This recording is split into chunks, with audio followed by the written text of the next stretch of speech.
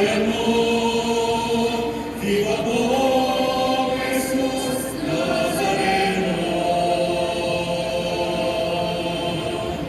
Mga kapatid, pasimulan natin ang banal na pagdiriwang sa tanda ng pagmamahal ng Diyos, sa tanda ng krus, sa ngalan ng Ama, ng Anak, at ng Espiritu Santo. Amen. Ang pagkapalan ng ating Panginoon Jesucristo, ang pag-ibig ng Diyos, at ang pagkakaisa ng Espiritu Santo ay sumainyong lahat. At sumayo rin. Mga minamahal na kapatid, sa pagdiriwang natin ang kapistahan ng Nuestro Padre Jesus Nazareno, itinatampok natin ang banal niyang pangalan at ang maluhati niyang krus. Nagkatawang tao ang anak ng Diyos para sa ating kaligtasan. Sa krus, ipinahayag niya ang dakilang awa at pag-ibig ng Ama na sangkatauhan. Kay Jesus, bubukal ang ating pag-asa at lakas upang pasanin natin ang ating mga krus na may pananalig, pagsunod at pag-ibig. Sa pasimula ng ating pagdiriwang, mapakumbaba nating aminin ang ating mga pagkukulang at kasalanan at hilingin natin sa Panginoon na tayo kanyang kaawaan at patawarin. Salamat sa Diyos.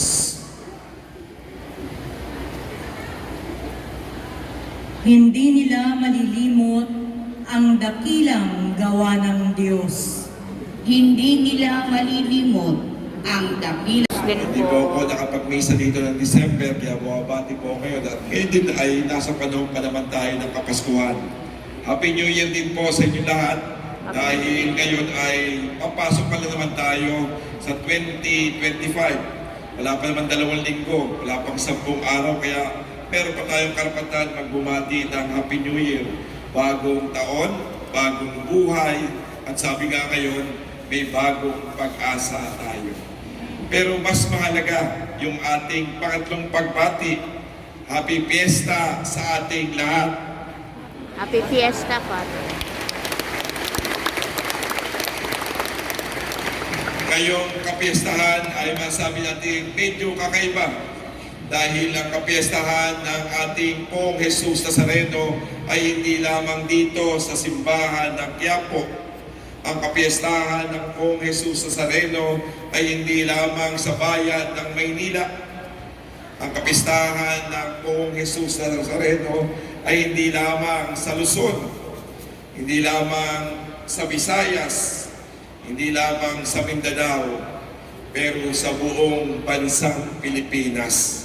Kasi ngayong taon nito, o last year, dineclare ang ating dambana bilang National Shrine ng ating Padre, Nuestro Padre Jesus Nazareno. Sabi nga ng ating rektor, ang kapiestahan ng ating parokya ay kapiestahan ng bawat Pilipino. At ang ating kapiestahan ngayon ay masasabi natin kapiestahan ng buong mundo. Dahil naniniwala tayo kung saan may Pilipino, andon ang ating Jesus, Padre Jesus Nazareno. Kaya nga ang kapiestahang ito ay masasabi natin medyo kakaiba dahil ito'y pagdiriwang ng buong bayan ng Pilipinas at ng buong mundo. At kung ating tinuturing ang kapiestahan natin ay ating pagdedebosyon, marami tayong paraan na ginagawa dito. Tayo ay nagsisimba dito sa dambana ng Quiapo. Tayo ay masabi natin nagkomposisyon. Tayo ay masabi natin naglalakad ng walang sapi ng ating paa. Nung pupunta ako dito, Batang Batalyon ang nagpupunta rito ng walang sandalyas. Tayo ay masabi natin sumasama sa pagpuposisyon mula grandstand at mamaya papasok dito. At marami tayong uri ng ating pagdedebosyon. At masabi natin ito ay tumatak na sa ating mga puso. Nakatutuwang makita maraming kabataan ang sumasama ngayon sa ating piyesta. At masabi natin ang ating debosyon ay masabi natin larawan ng ating pananampalataya bilang Pilipino. At hindi ito masama. At masabi natin dapat natin pagyamanin pa Pero ngayong taong nito, ang ating pagdedibusyon, pinapalalahanan tayo ng simbahan, pinapalalahanan tayo ng ating parokya na mas mabuti ang pagsunod kaysa sa paghahandog. At ito ang tema ng ating ginagawa ngayon. Sabihin nga natin, mas mabuti ang pagsunod kaysa sa paghahandog. Sa paghahandog. Parang mahina. Pakilakasan nga ulit. Mas mabuti ang sumusunod kaysa Sa mga umaasa kay Jesus.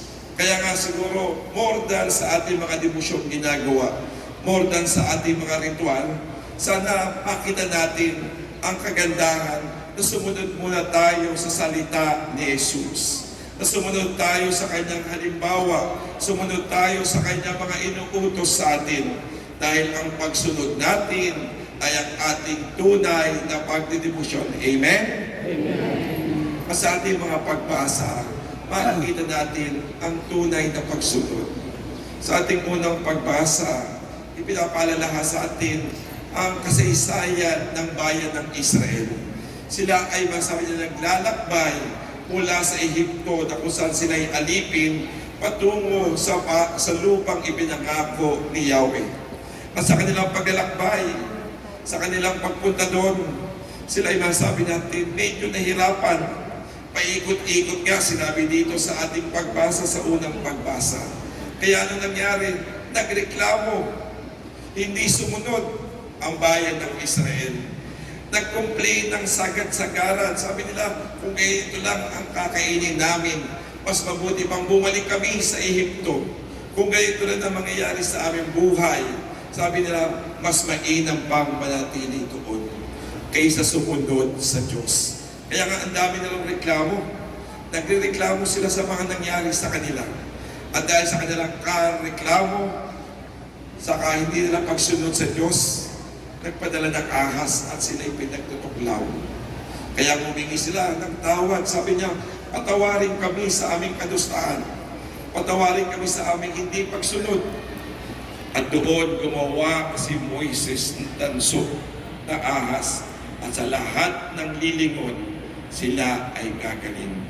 Kaya nga ang palala sa atin, ang pagsunod sa Diyos, hindi lang in good times.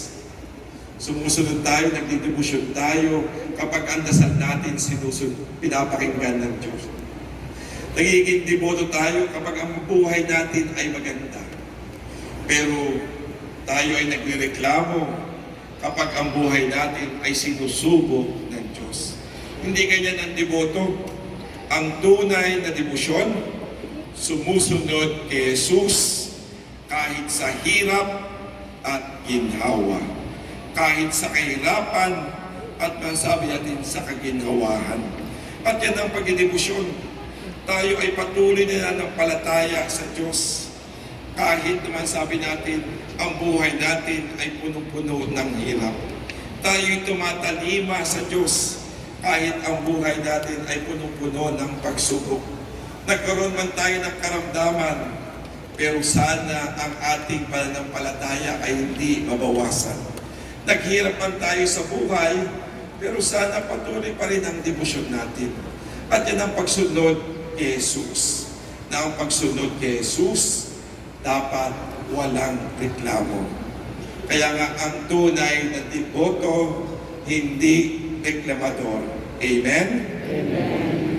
Parang ang hina. Ang tunay na deboto, hindi marunong magreklamo. Amen.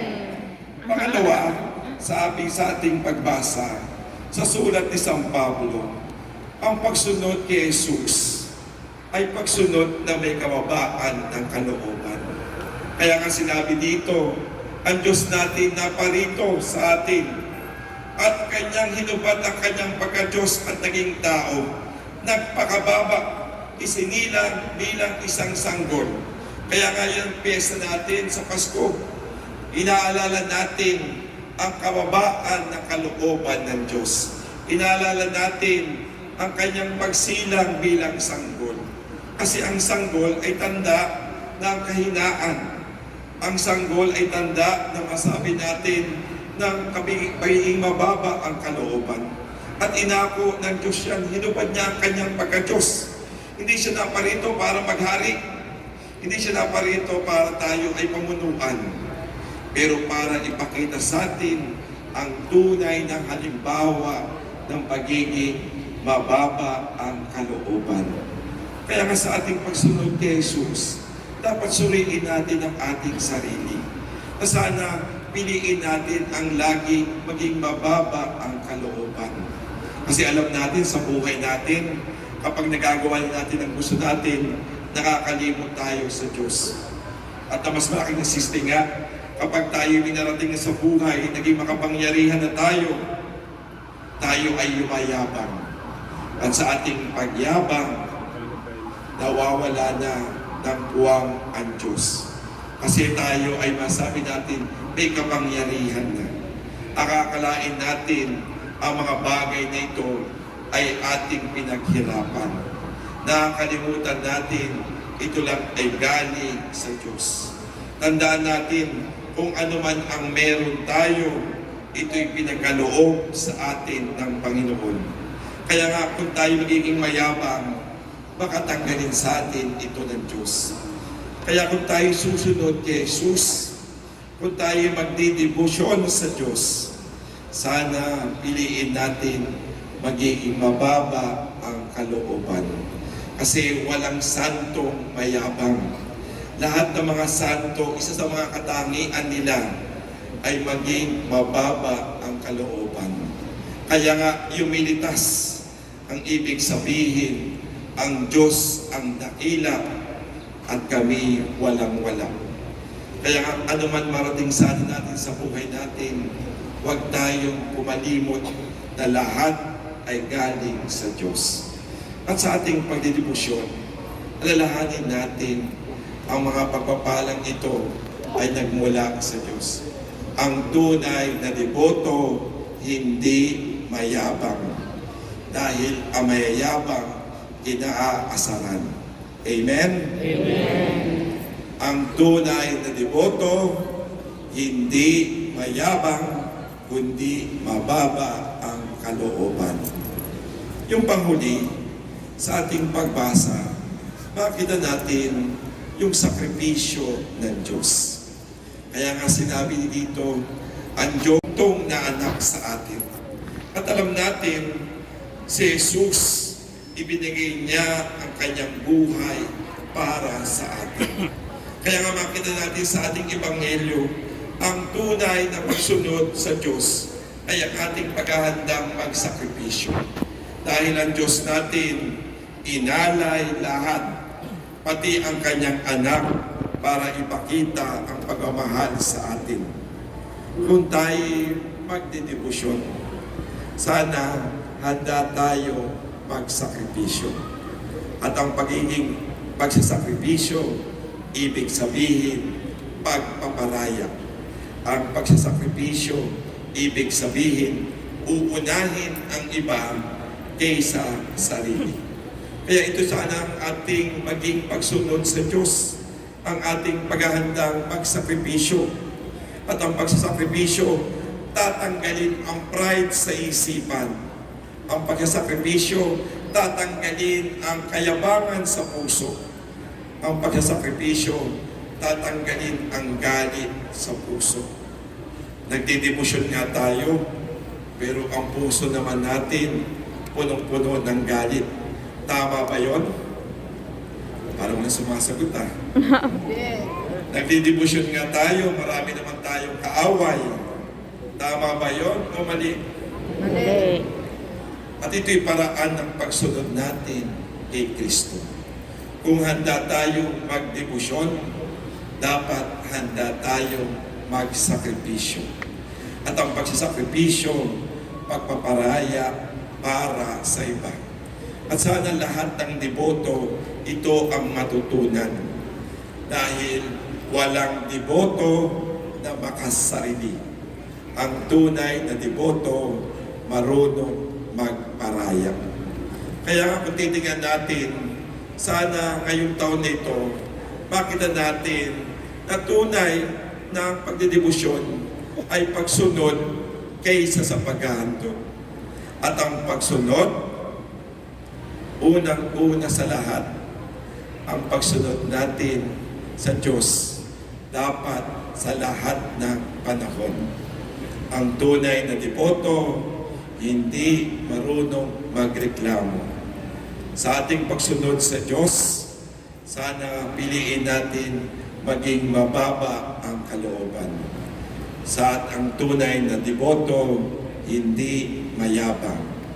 At ang panghuli, ang tunay na deboto, hindi makasarili, marunong magparaya.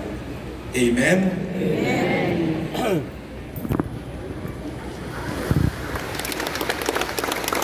Magsitayo ang lahat.